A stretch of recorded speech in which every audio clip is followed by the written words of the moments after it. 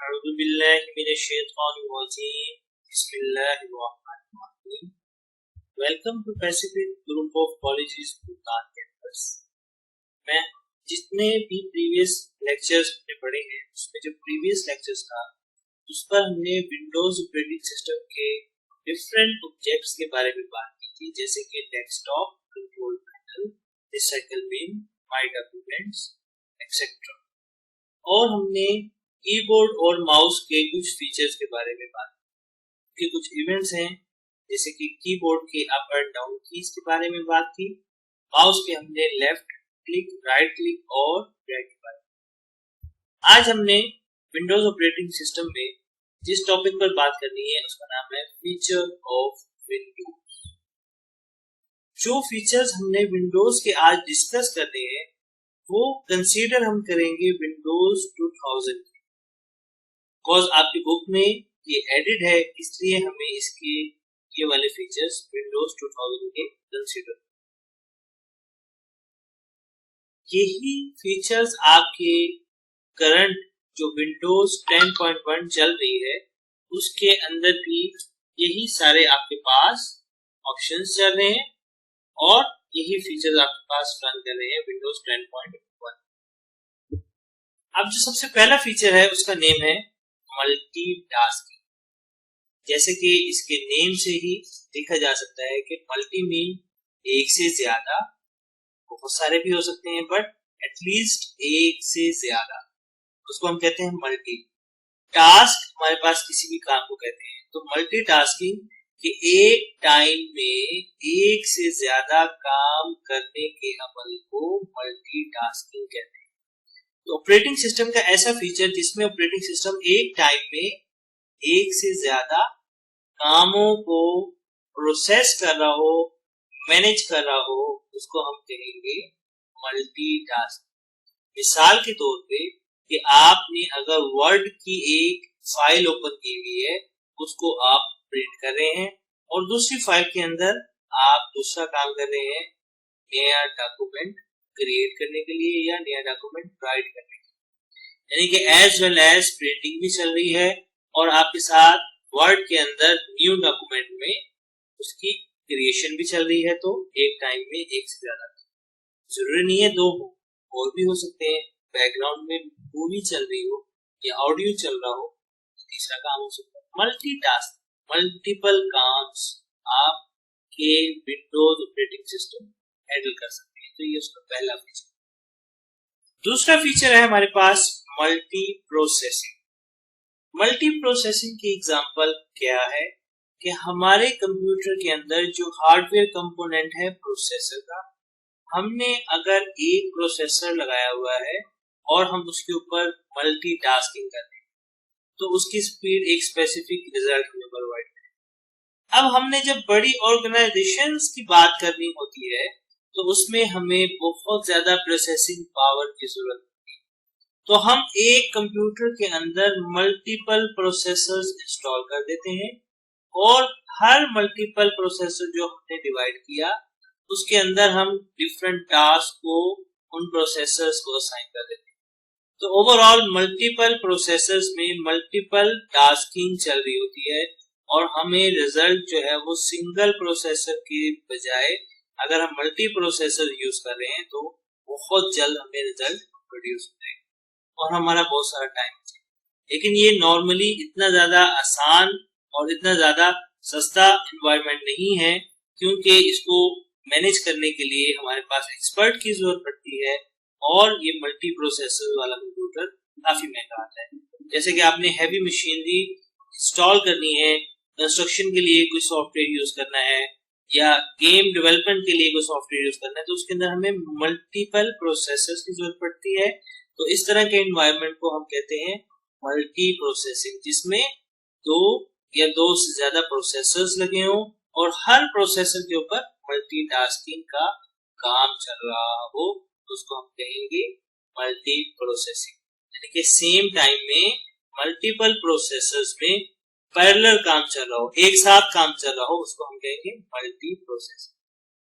तीसरा जो हमारे पास फीचर्स में से फीचर है उसका नाम है मल्टी यूजर ऑपरेटिंग सिस्टम। इसकी एग्जांपल मैं आप लोगों को कैसे दूंगा कि एक सिस्टम के ऊपर भी मल्टीपल यूजर हो सकते हैं और मल्टीपल कंप्यूटर्स मिलके भी एक ऑपरेटिंग सिस्टम यूज कर सकते हैं।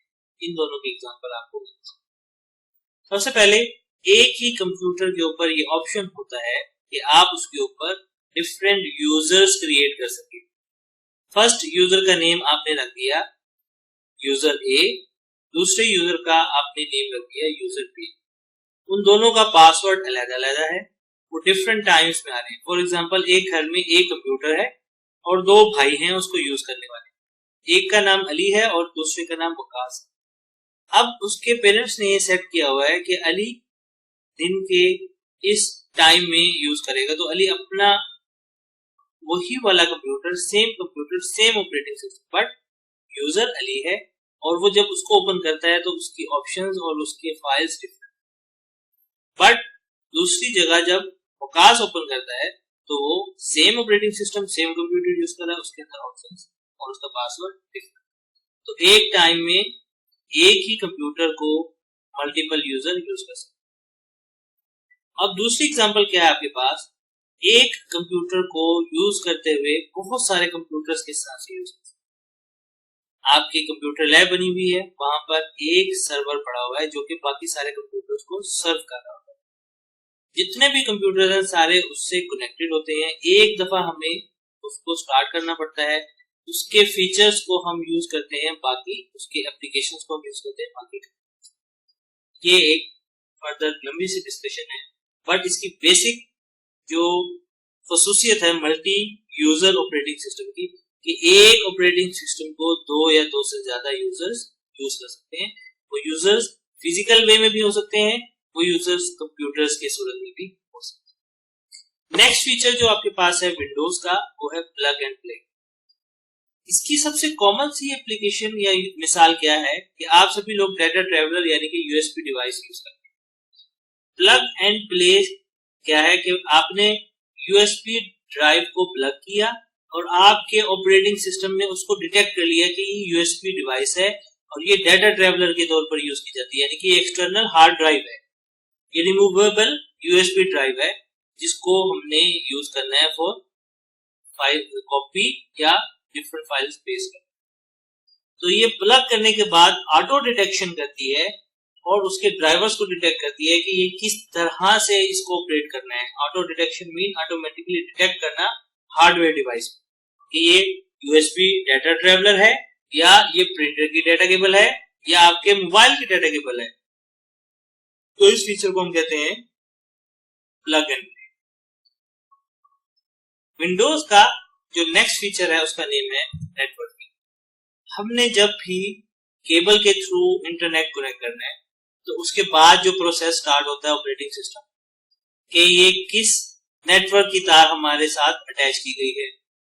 अब तो ये तार वाली मिसाल होगी। दूसरी मिसाल है वायरलेस। हम मोबाइल से भी और कंप्यूटर से भी वाईफाई के थ्रू वायरलेस नेटवर्क कनेक्टिविटी करते हैं। तो जो वो टास्क होता है नेटवर्क सर्चिंग का, उसके बाद ट्रबल शूटिंग का, उसके बाद कोड या उसका जो पासवर्ड है वो लिखने का, ये सारा कुछ इसके अंदर आ जाता है नेटवर्क। और नेटवर्किंग में हमारी अपनी पर्सनल कंप्यूटर को अगर किसी और के साथ नेटवर्क के थ्रू शेयर करना चाह रहे हैं, जैसे कि मैं ये कहूँ कि मैं यहाँ अपने घर में बैठा हुआ किसी भी दूसरे दोस्त के घर में जो कंप्यूटर पड़ा है उसको मैं यूज करना चाह रहा हूँ, तो नेटवर्क के ऊपर ऐसे फीचर्स होते हैं कि वो हमारे साथ शेयर कर दिए जाए तो हम उसके कंप्यूटर को यूज कर सकते हैं। इसको हम कहते हैं रिमोट डेस्कटॉप एक्सेस। ये आपके फ्यूचर में काम आएगी ये चीज। तो ये है हमारे पास विंडोज के फीचर। नेक्स्ट जो चीज हमने देखनी है वो है डिस्क मैनेजमेंट। डिस्क मैनेजमेंट क्या चीज होती है? जब हम विंडोज इंस्टॉलेशन का प्रोसेस परफॉर्म कर रहे होते हैं उस टाइम पे हमारे पास एक ऑप्शन आता है, यानी कि विंडोज इंस्टॉलेशन से पहले, यहाँ लिखा हुआ है प्रियर मीन पहले। विंडोज इंस्टॉलेशन से पहले कंप्यूटर के अंदर एक प्रोसेस आता है जिसमें हम अपनी डिस्क जो हार्ड ड्राइव है उसको डिफरेंट पार्टीशंस में, मल्टीपल पार्टीशंस में डिवाइड करते हैं। अब पार्टीशन क्या चीज होती है? जैसे कि हमारे पास फिजिकल पार्ट्स होते हैं ना, हमने एक रूम को एक एरिया को डिफरेंट कैटेगरीज में या डिफरेंट पार्टीशंस में डिवाइड करते हैं, तो वो एक पार्ट हमें क्या कहलाता है? पार्टीशन। जैसे कि 1 मरले की जमीन है तो उसको हमने डिफरेंट मुरब्बा फीट में पार्टीशन में डिवाइड कर दिया, तो 1 मुरब्बा फीट हमारी एक पार्टीशन। इसी तरह से फिजिकल डिस्क के भी पार्टीशन हम कर देते हैं, वो एज इट इज हमें रिप्रेजेंट करती हैं हमारे कंप्यूटर के अंदर। 2 बेसिक पार्टीशन होती हैं हमारी विंडोज 2000 में। विंडोज 2000 अब यूज नहीं की जा रही, बट फिर भी हम इसको डिस्कस कर रहे हैं क्योंकि इसकी बेस के ऊपर बाकी सारी चीजें काम कर रही हैं। अब 2 पार्टीशन में जो पहली पार्टीशन है प्राइमरी और दूसरी पार्टीशन है एक्सटेंडेड। प्राइमरी पार्टीशन और एक्सटेंडेड पार्टीशंस को देखने के लिए हमारे पास जो इंटरफेस, ग्राफिकल इंटरफेस यूज किया जाता है उसको हम कहते हैं डिस्क मैनेजमेंट यूटिलिटी। अब यहां से मैं आपको समझा देता हूं, जब भी आपने कंप्यूटर या माई कंप्यूटर का जो ऑप्शन हमने देखा था उसके ऑब्जेक्ट्स में, विंडोज के ऑब्जेक्ट्स में, वहां पर आप माई कंप्यूटर को राइट क्लिक करेंगे, एक ऑप्शन नजर आएगा आपको मैनेज का।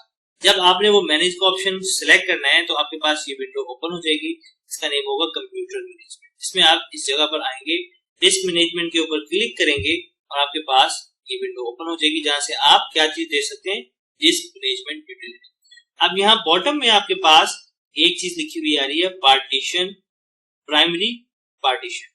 अब प्राइमरी पार्टीशन ब्लू से डिनोट की गई है। यहाँ पर हम प्राइमरी पार्टीशन 1 या 4, 1 से लेकर 4 तक रख सकते हैं, 4 से ज्यादा हम प्राइमरी पार्टीशन नहीं बना सकते। इसी प्राइमरी पार्टीशन के अंदर हमने विंडोज इंस्टॉल करनी होती है और इसी प्राइमरी पार्टीशंस को हमने डिफरेंट डाटा स्टोरेज के लिए यूज करना होता है।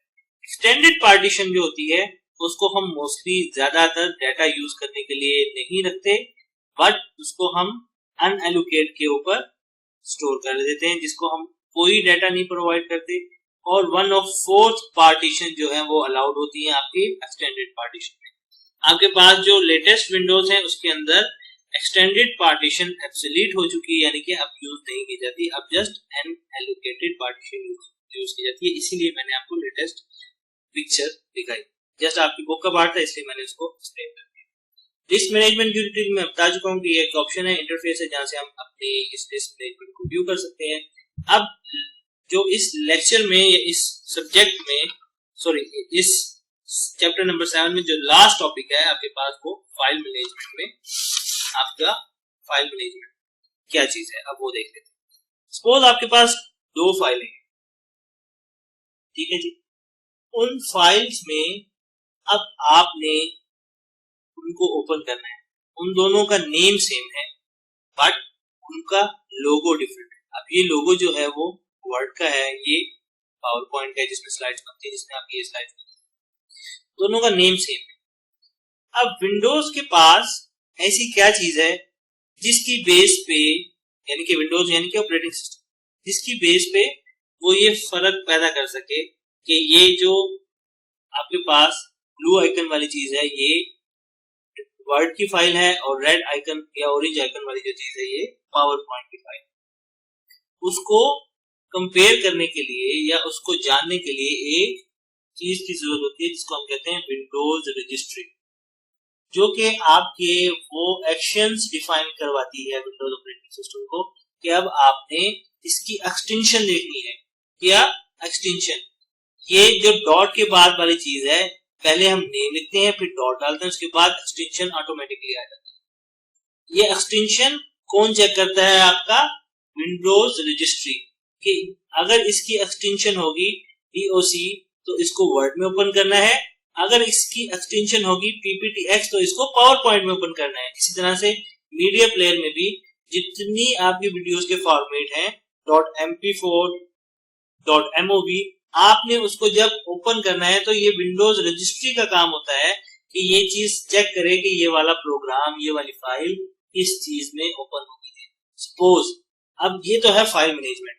अब हम ये कहते हैं कि कोई ऐसी फाइल, ऐसा फोल्डर पड़ा हुआ है जिसको ओपन करने के लिए कोई प्रोग्राम ही ना हो। डॉक की फाइल ओपन करने के लिए वर्ड पड़ा है, PPTX को ओपन करने के लिए पावर पॉइंट पड़ा है। अब सपोज पावर पॉइंट ही इंस्टॉल नहीं है तो आपके पास जो नेक्स्ट विंडो है वो क्या आएगी? आप राइट क्लिक करेंगे उस फाइल पे, ओपन विद का ऑप्शन आएगा। ये ओपन विद क्या है? फाइल मैनेजमेंट का एक ऑप्शन है जो आपको उस प्रोग्राम के अलावा आपके कंप्यूटर में इंस्टॉल प्रोग्राम्स, पॉसिबल प्रोग्राम्स की विंडोज दिखाता है, जिसके जरिए से आप प्रोग्राम सिलेक्ट करते हैं और उसको ओके करके उसको ओपन कर लेते हैं। तो ये था basic introduction of file management. यहाँ तक हम इसको थोड़ा सा समअप कर लेते हैं कि हमने इस लेक्चर में क्या चीज देखी। Features of Windows, multitasking, multi processing, multi user, plug and play और नेटवर्किंग, ये सारे थे फीचर्स। फिर हमने पढ़ा डिस्क मैनेजमेंट और डिस्क मैनेजमेंट यूटिलिटी टूल। अब नेक्स्ट लेक्चर के लिए मुझे इजाजत दें। अल्लाह हाफिज।